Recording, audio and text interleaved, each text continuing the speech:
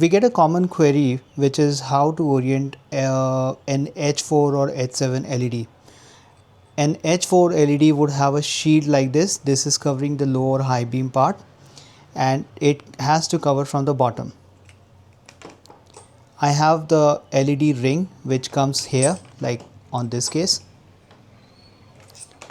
Now we need to insert this LED ring here in the H4 assembly and then lock this locking pin if you have one.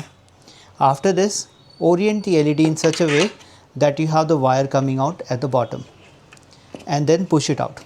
After this, just review casually whether the orientation is correct and the LEDs are facing at 3 o'clock and 9 o'clock, or could be 3 o'clock and 9 o'clock at your angle.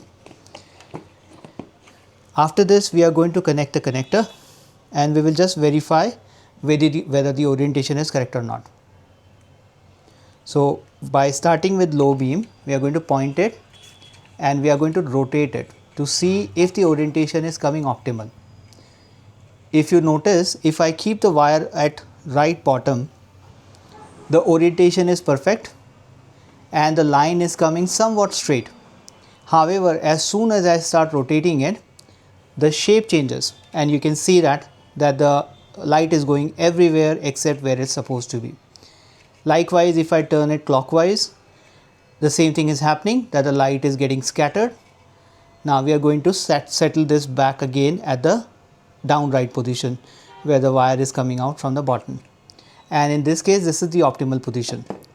If we install LED like this, we are going to get a magical spread where the light is going everywhere except where it's supposed to.